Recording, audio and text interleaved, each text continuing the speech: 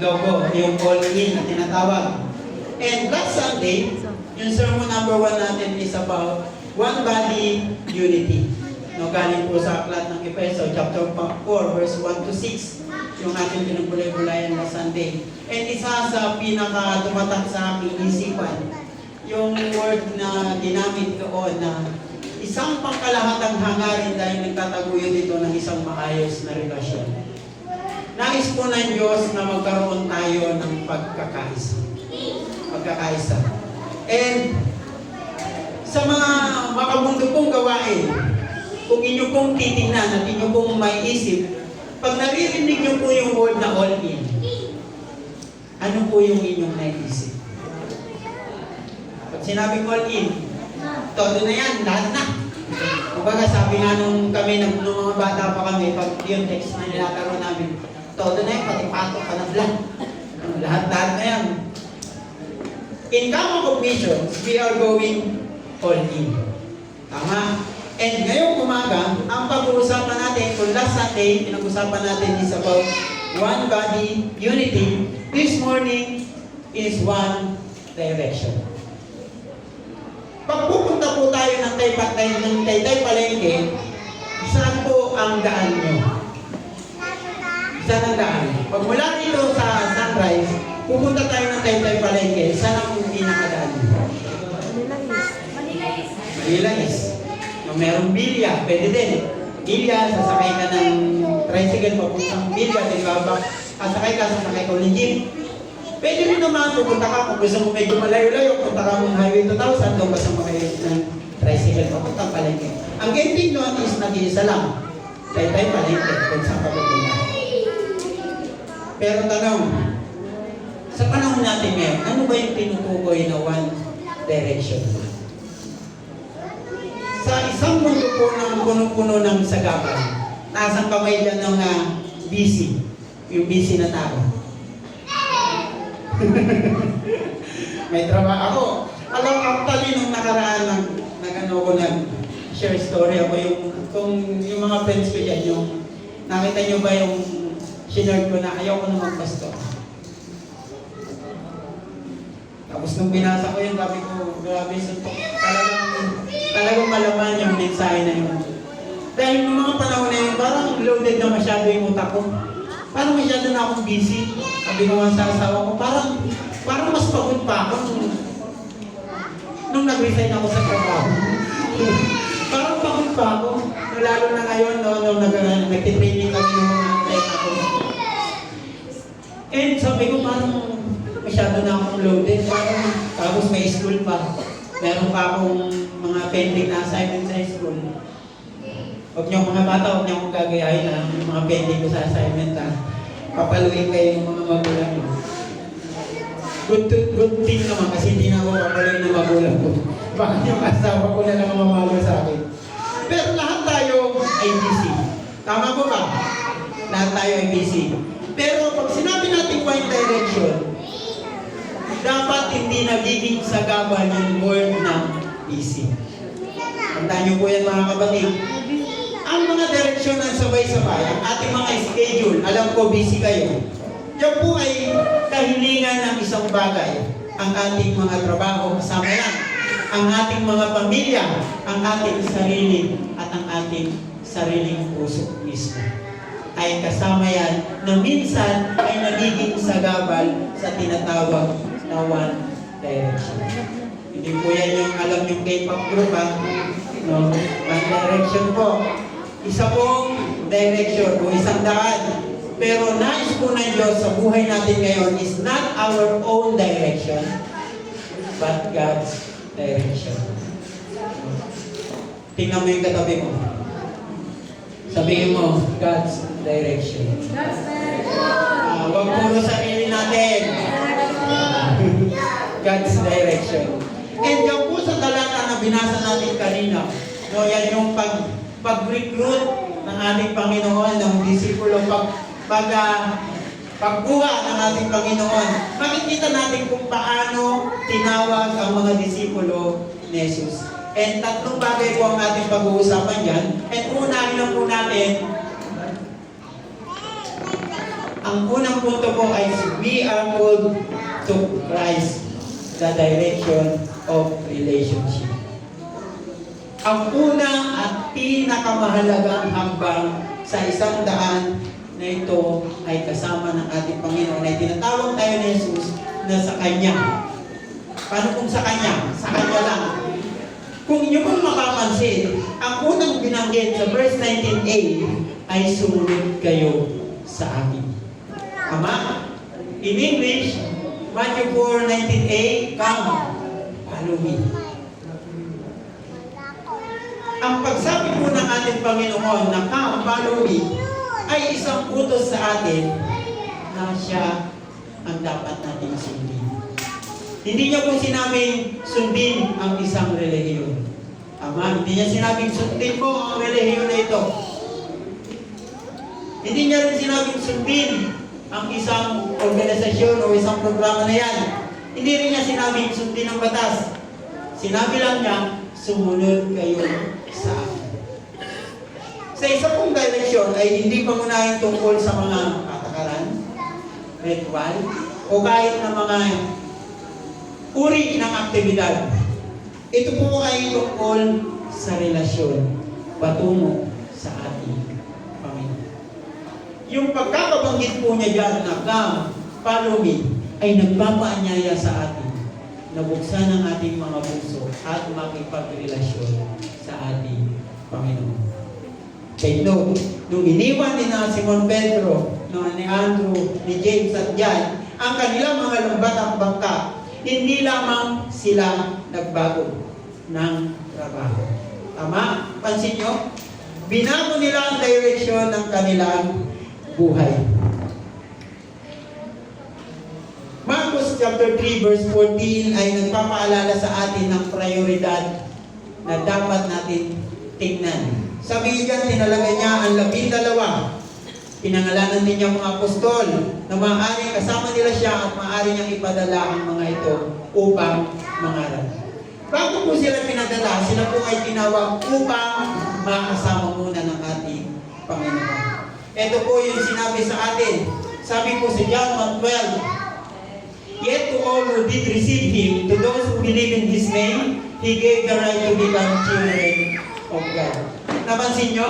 Kung ano ang unang binanggit ng ating Panginoon, na sinabi niyang come follow me is indicated to us to have a relationship with our God.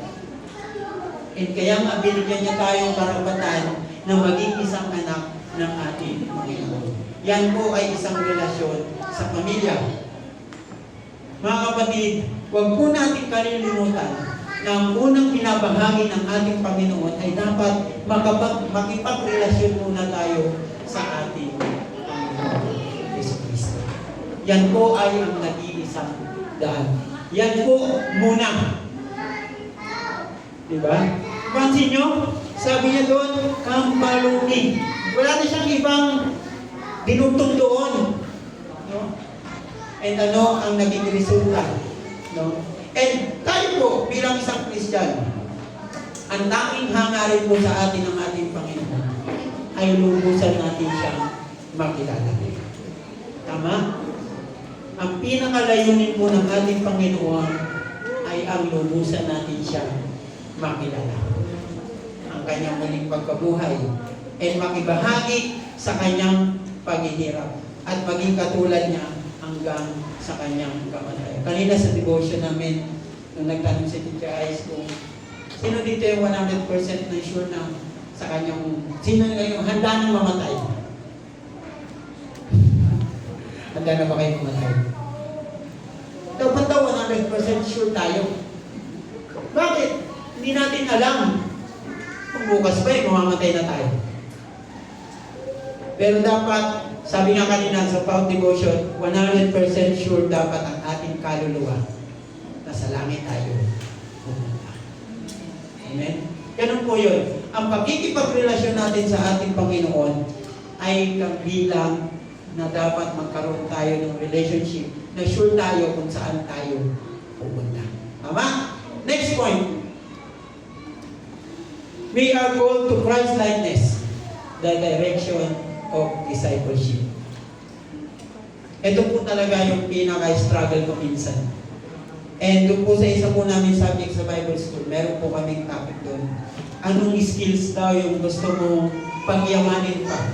And sabi ko yung skills to discipleship. Kasi minsan talagang natatakot ako i-approach yung tao, yung kabataan, lalo na po sa akin. Kasi bata pa ako. No? Kumbaga parang may kababa. Natatakot akong i-reject nila.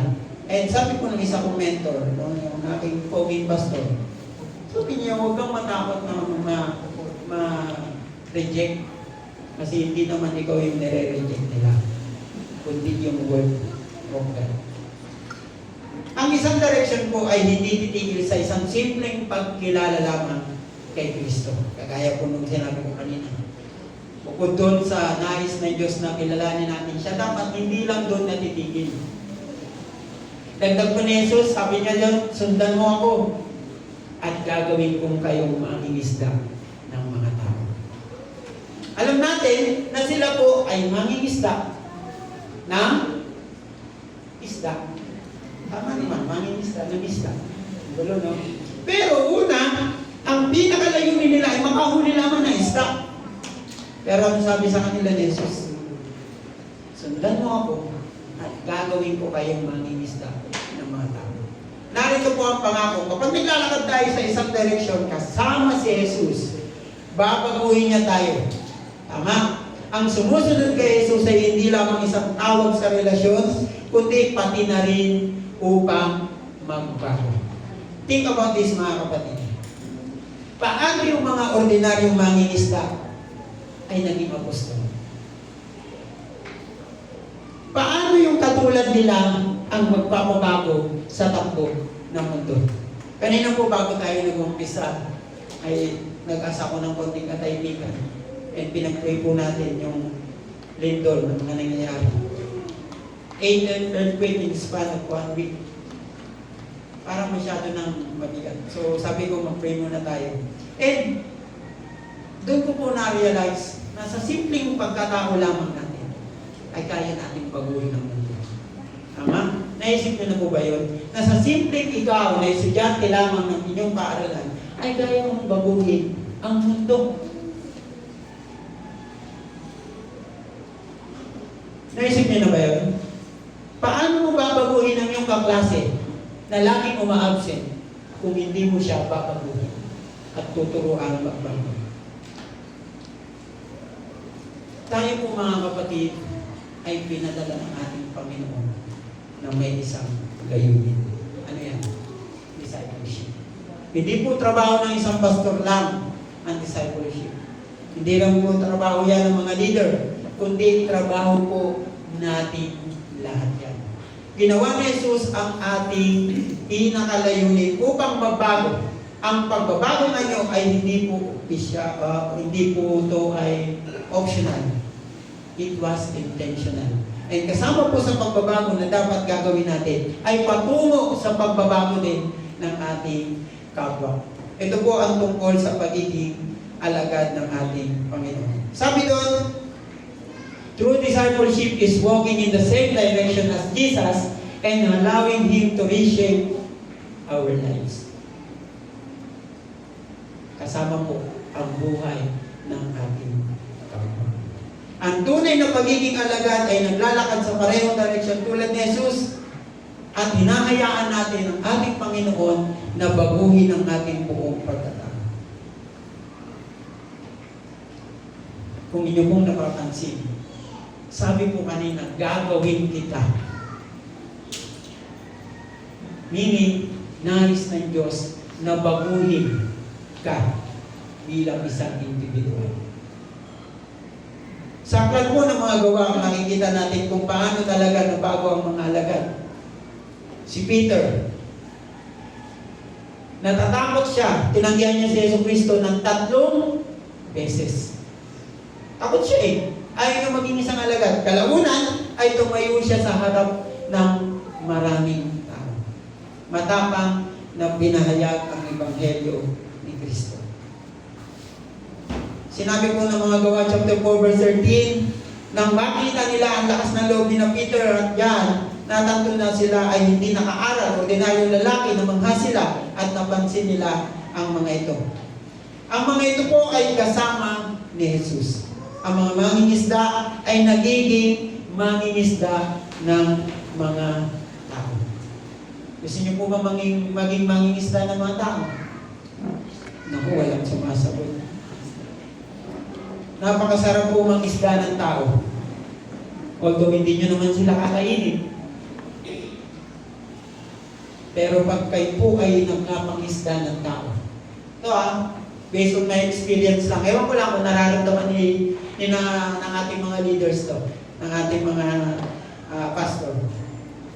Nung ako po ay nakapangisda ng tao, sarap sa pakiramdam. Pag nakita mong tuluyan na siyang nagmahal. Allow me to share this, no? Sino man? Si Kuya Arnel. Wala kasi kaya hindi ko makita. Matagal na naman na kami magkakaibigan, dinaan. And ako po nakita ko personally yung tunay niyang pagbabago. At hindi ko na po sasabihin kung paano siya dahan-dahan nagbago. At hindi ko na rin po ikukwento kung ano yung mga pinagdaanan nun. Kasi baka sumamahin tingin niyo sa kanya. Tama na yung mabuti na lang siya sa inyo. Okay? Ako po personally, nakita ko yung tunay niyang pagbabago. And napakasarap po sa puso niya. Sabi ko, sana tuloy-tuloy. Sana lagi nang take note. Ilang taon na yun, nandito pa rin sila. Palakpakan naman natin ang ating Panginoon. Kasi naniniwala ako na pag kayo ay nangingisda na ng tao, merong kagalakan ibibigay sa inyo ng ating Panginoon. Pero tandaan niyo po mga kapatid, if you want to follow Jesus,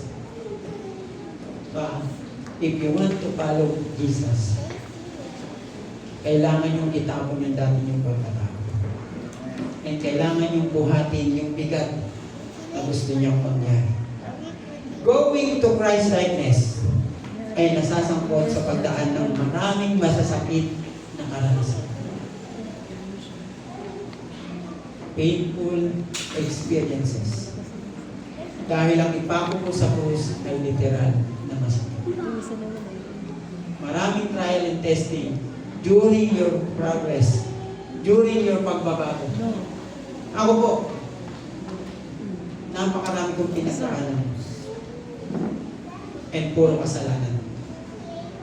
Pero kung nanaisin yung baguhin tayo ng ating Panginoon, dapat maging Christ-likeness tayo. At hayaan natin ang Panginoon na baguhin tayo ng dahan-dahan. Wala na pong mabilisan ngayon. Dahan-dahan lang para hindi po masyadong mabigla. If anyone would come after me, he must deny himself, take up his cross daily, and follow me. And sabi din dyan, the more we walk with Jesus, the more we become like Him. Church, mahirap gawin yung pagiging Christ-likeness. Pero kung hahayaan natin ang Diyos na patuloy na gawin yan sa atin, mangyayari at mangyayari. Amen. Amen. Pero, dako tayo sa pangatlo. Sabi diyan, we are called to call others to Christ. Eto na. We are called to call others to Christ. The direction of vision partnership. Nang tinawag po ni Jesus ang kanyang mga alagad, hindi lang po niya sinabing sundan mo ako at magbago. Sinabi rin niya, gagawin kitang mangingisda ng mga tao. Nangangahulugan po ito na ang paglalakad sa isang direksyon kasama si Jesus ay palaging bumahantong sa ano? Sa isang misyon, sa isang gawain. Lagi po tayong binibigyan ng Panginoon ng panibagong gawain. Napansin niyo yun? Una, gusto niya mangyari, magkaroon tayo ng relationship. Pangalawa, gusto niya, tayo mismo yung ating sarili ay baguhin. And next, dapat tayo rin ay magkaroon ng pagbabago sa ating kapwa. Ang dakilang komisyon po sa aklat ng Mateo chapter 28 verse 18 to 20 ay malinaw. Lahat ng otoridad sa langit at sa ang lupa ay ibinigay sa akin sa makatuwid. Pumunta at gumawa ng mga alagad ng lahat ng bansa. Go and make disciples. Si Jesus po sa pagtawag sa iba na lumakad sa parehong isang direksyon o isang daan, kasama niya ang misyon ng Diyos, ay palagi upang matubos ang alin? Matubos ang ibang tao mula sa lahat ng kasalanan.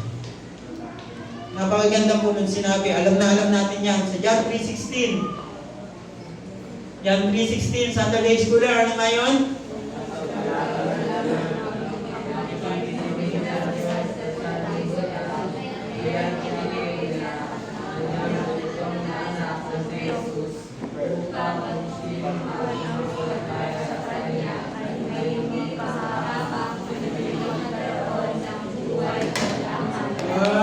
Galing nga. Huwag naman niyo makakalimutan yung kanyang nag-iisang puntong na. Sabi naman, bakit may kailangan pa nag-iisang puntong na anak? Sabi doon, sapagkat kayo na lamang. No? Kung inyo pong titignan. No, and kung sige nga, pakitatag yung verse 17. Yun lang.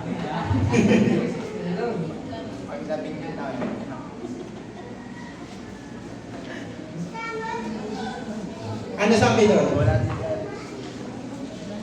Basahin ko. In English. Para naman malinaw. Sabi po sa verse 17. For God did not send His Son into the world to be its judge, but to be its Savior.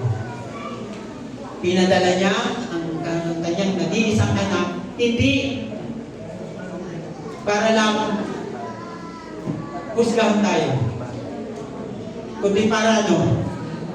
Para tayo ay iligtas. At tayo mismo, ay binigyan niya ng parehong layunin.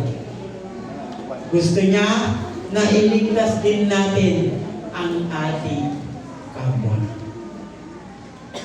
Tama? Gusto niya na ibahagi natin ang ating kapwa. Baguhin din natin ang ating kapwa. And how do we call others to follow Christ? Naisip niyo na po ba to? How do we call others to follow Christ? Ano nga ba? Paano natin hihikayatin ang ating kapwa na sumunod sa ating Panginoon? Tatlong bagay po. Una po, through our lives. Lagi ko pong sinasabi, ang ating buhay patotoo, ang ating living testimony, ay isang mabisang step sa discipleship. Bakit? Kahit hindi ka na magsalita, kahit hindi mo kabisado yung buong Bible, kung nakikita niya kung paano ka nagbago, maniwala ka, magbabago din siya. Pero paano kung ang buhay natin ay hindi nagbabago? Ultimo pa devotion, hindi ka ma-attend. Prayer meeting, hindi ka ma-attend.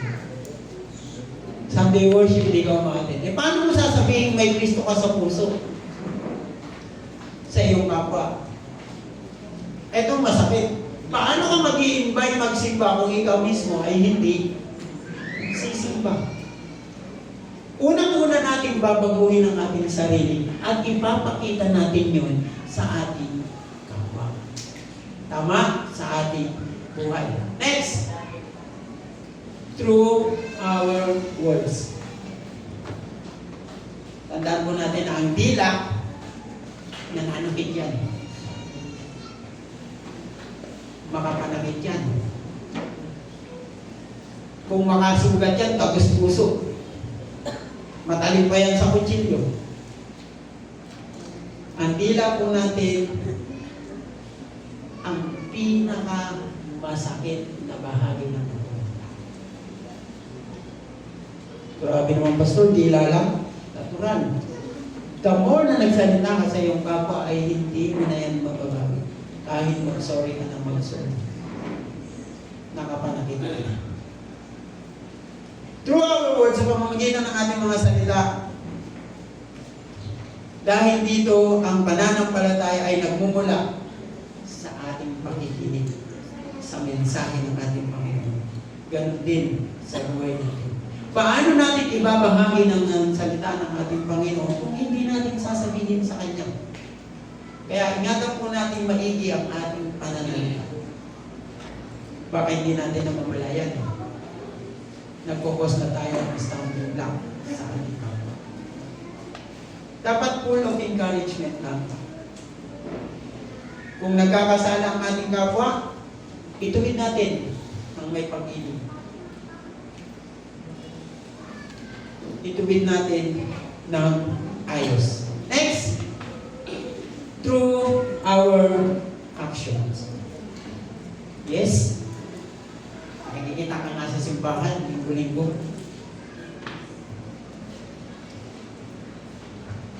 Nakikita ka nga sa prayer meeting every Wednesday.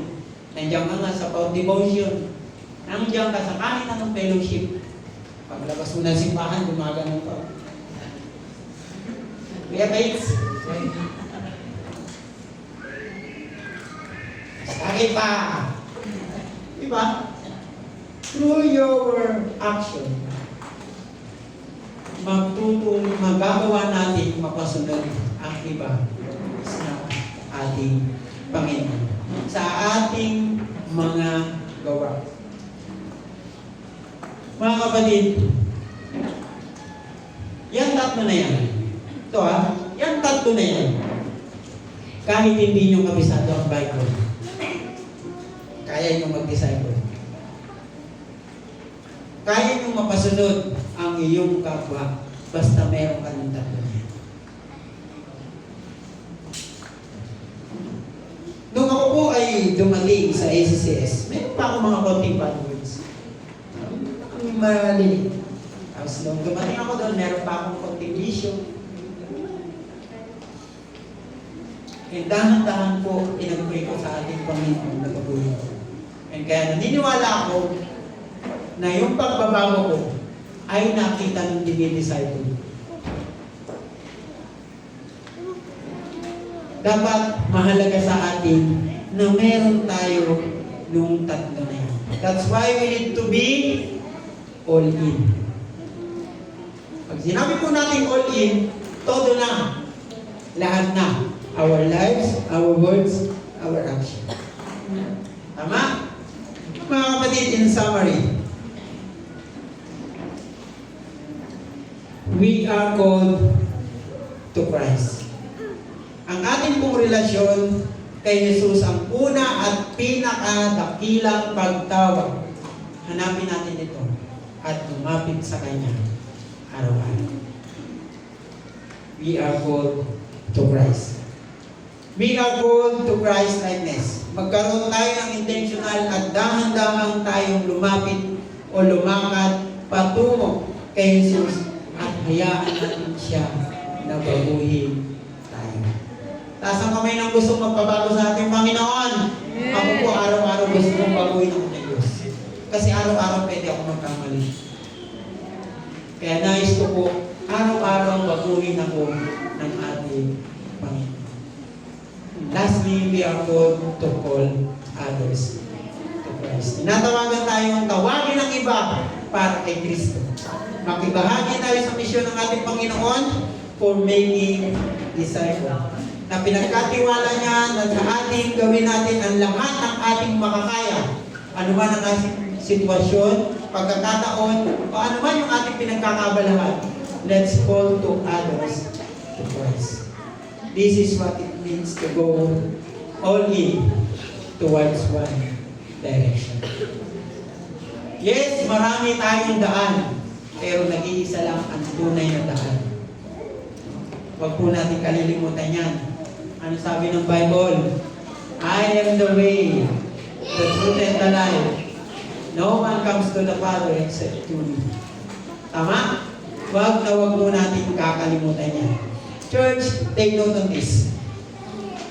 Nandito po tayo sa mundo ng punong-puno ng distraction na humihila sa atin pababa. Patungo in hundreds different directions. Pero meron lamang isang direction ang pinakamahalaga. At yun ang daan patungo kay Kristo. Sa ating Diyos ang personal na tagapagligtas. Kaya nga po, ang ating application today, let's let us commit ourselves again. Huwag na huwag po natin kakalimutan yan. I-commit natin ang ating sarili ulit-ulit at araw-araw sa ating whatever is holding us back, let us faithfully follow Him in one direction, fulfilling the Great Commission. Huwag na huwag po natin kakalimutan yan. May plano ang Diyos sa buhay natin para sa ating lahat at sa ating kapwa. Isang mapagpalang umaga po sa ating lahat, and God bless you.